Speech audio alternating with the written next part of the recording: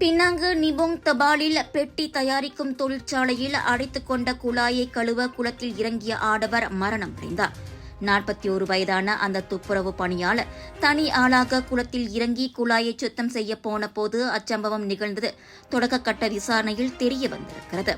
தொழிற்சாலையில் அவரை காணவில்லை என அறிந்து சிசிடிவி கேமரா பதிவுகளை பார்த்தபோது அவர் குளத்தினுள் இறங்குவதைக் கண்டு சக தொழிலாளிகள் அங்கு சென்று அவளை சடலமாக மீட்டனர். இதனையடுத்து விசாரணை முடியும் வரை சம்பவ இடத்தில் வேலைகளை நிறுத்தி வைக்குமாறு பினாங்கு வேலையிட பாதுகாப்பு மற்றும் சுகாதாரத்துறை JKKP உத்தரவிட்டிருக்கிறது.